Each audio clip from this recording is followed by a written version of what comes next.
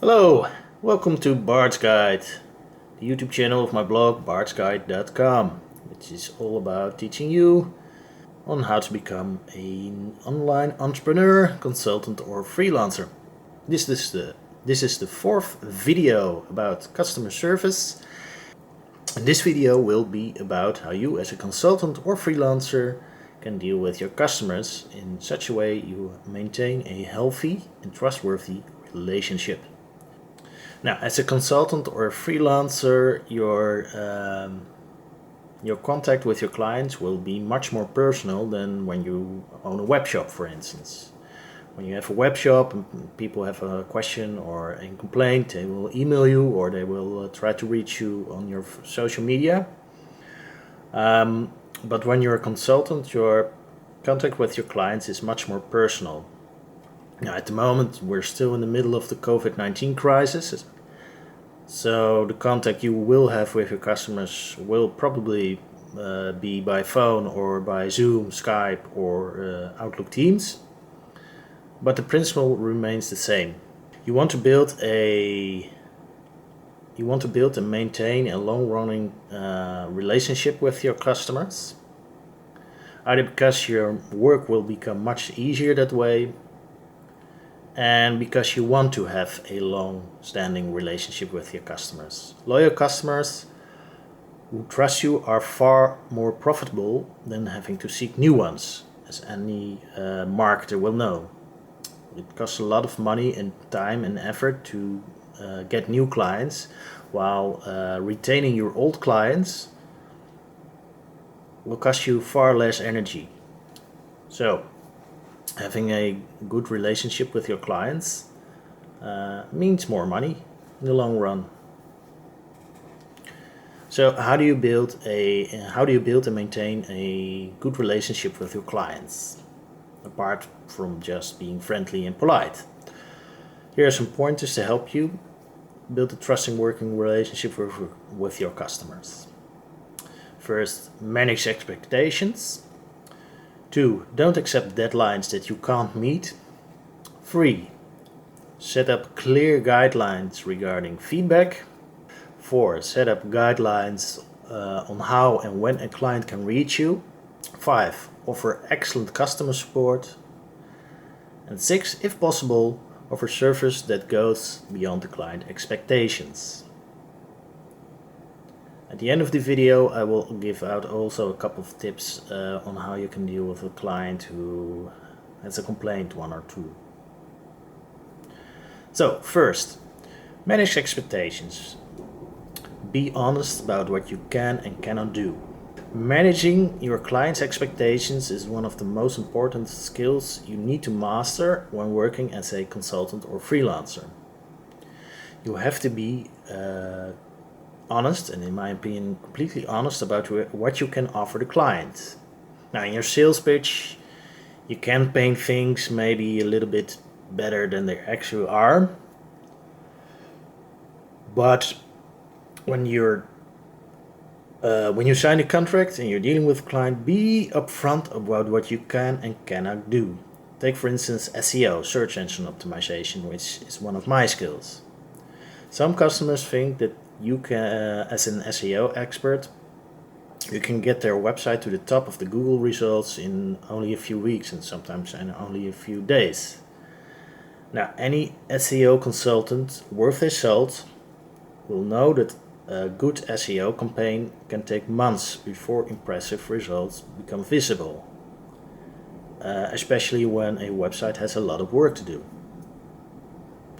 So be honest and open about the results a client can expect and in what time frame. Also be honest about the time frame the client can expect results.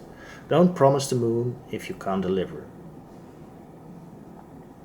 And be honest to clients when he or she expects the moon.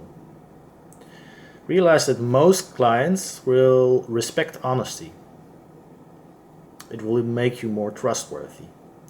If you are honest and upfront about what you can deliver, and you deliver, then you will have gained a lot of trust.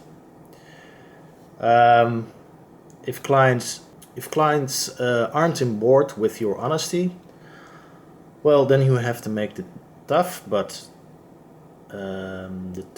absolutely necessary decision to let those clients go. Second point, don't accept deadlines you know you can't meet. A big part of expectation management is not accepting deadlines you can't meet. When you're just starting out as a consultant slash freelancer, you may not have a clear idea on how long a certain gig or assignment can take. A combination of experience and some research is needed for you to know how long a certain job can take. However, don't try to do a job within a time frame which is difficult or even impossible for you to make. So set a realistic deadline. And when the client demands a very quick deadline, either put your foot down, or if you do have the time, ask for a higher fee. Your client will respect you the more of it. Set up clear guidelines for feedback. This is a very important point. You want to get in a good working groove with your client. One way to do that is to set up clear guidelines on how your client can give you feedback. This is especially true, for instance, when you're working as a copywriter or a graphic designer. Ask your customer in advance on precise examples and instructions on how he or she wants a certain text, when you're working as a copywriter, improved. That way the client will learn not to give vague instructions, and you will know and learn what the client expects from you and your work. In time, there will be less and less need for feedback from this customer. However, don't be shy to stand behind your expertise. You're the expert, so when a client gives feedback that just isn't true or doesn't make sense or will actually hurt his or her business, say so. But having a clear set of guidelines regarding feedback will help you, both of you, immensely. Set up clear guidelines on how and when a client can reach you. As I talked about in my last video with regards on how you deal with clients on social media, one way to manage expectations is to clearly state when a client can expect an answer back from you. Most people, and this is the same when you're dealing with clients in person. I had one irate client trying to reach me one time on Facebook at 1 o'clock in the morning. He was surprised that I didn't answer him immediately. Now at that time I was asleep. I had my computer was still on, so I was online, but I was asleep. And yeah, working as an online marketer and SEO specialist, I wasn't expecting someone to reach me at 1 o'clock in the morning for a job. Another freelancer I know was called by a very demanding client on his brother's wedding. And every freelancer or consultant will have a dozen of stories like that. Now, this may sound like you have to deal with a lot of irate customers who are behaving like a Karen, to say. But in my experience, most clients aren't like that. But set up clear guidelines on how and when a client can reach you when he has a question or a complaint, and in what timely manner he can expect an answer from you. Next to having a clear set of guidelines regarding feedback, this will make you seem more professional. You will get into a good working groove together, and know that most clients will expect and respect these kinds of guidelines. They will have a personal life as well. Now, if a client still demands your free time, you have to either, either put your foot down or ask for a higher fee. Point number 5, offer excellent customer support. This should be part of any business, in my opinion. And as I wrote in earlier articles, and I spoke in earlier videos, offering excellent customer service will make you is excellent for your PR and for retaining your customers, which in the long run means a better relationship with your customer, makes your work easier, and means more money. A client who had a complaint which was dealt in a swift and professional manner will become a very loyal client indeed. And I know not every problem can be fixed, but if you use creativity or offer an alternative, people will also, most clients who have a decent who are decent, who have common sense, will expect that. If you offer excellent service to your customer, they know you are a trustworthy partner, a trustworthy professional. They will keep hiring you and in some cases refer you to business partners of theirs, meaning more business, more money. Number 6, if possible, offer service that goes beyond the client expectations.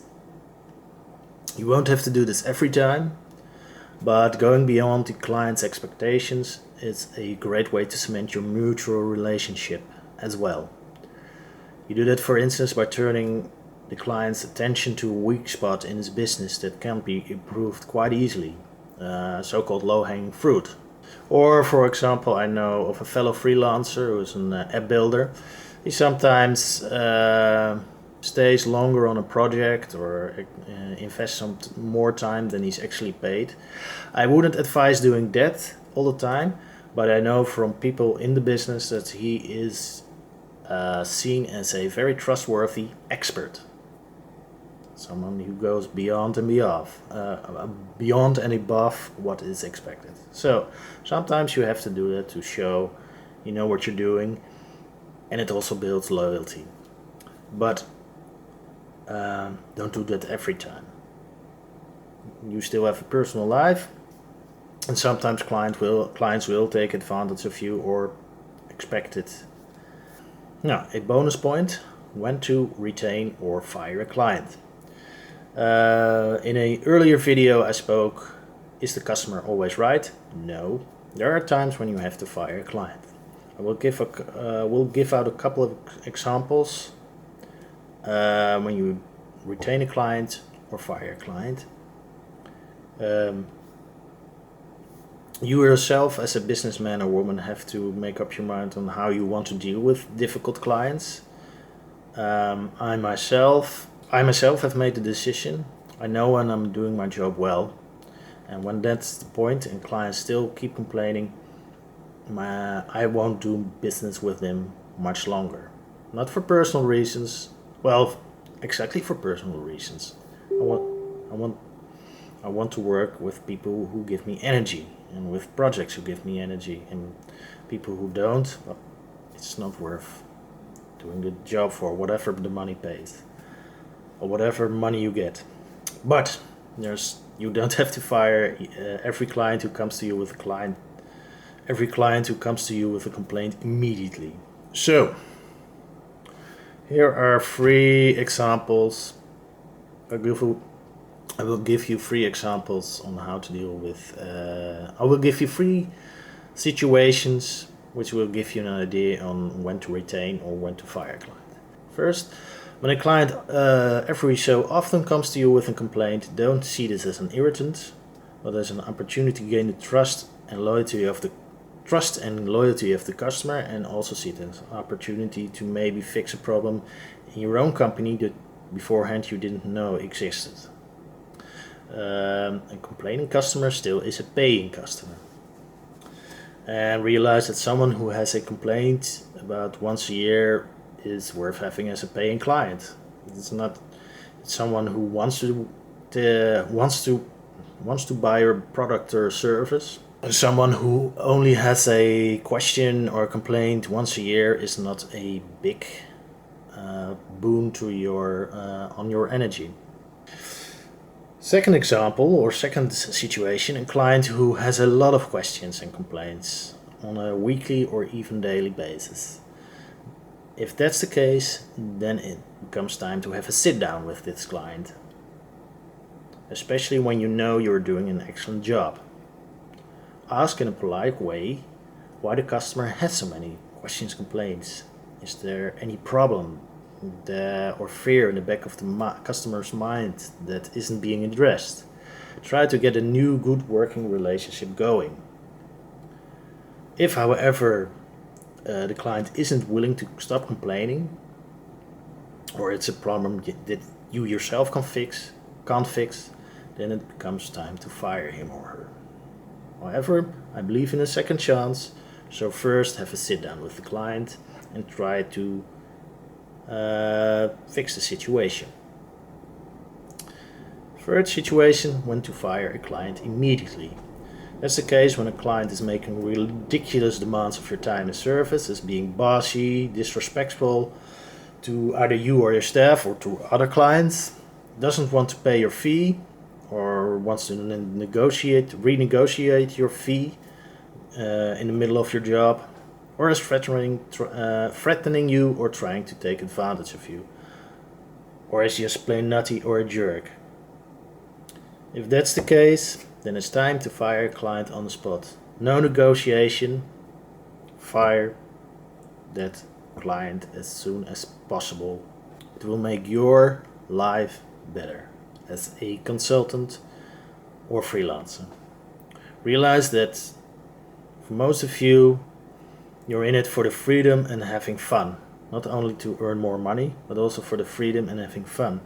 And if you're dealing with a client that sucks all the energy for whatever reason, well, you're not having fun anymore, and you don't have any freedom anymore. To end in a high note, if you manage the expectations of a client, set up clear guidelines regarding feedback and on how and when you can be reached, and negotiate a reasonable deadline with your client, and offer excellent customer service, you have built the foundation of an excellent relationship with most of your clients.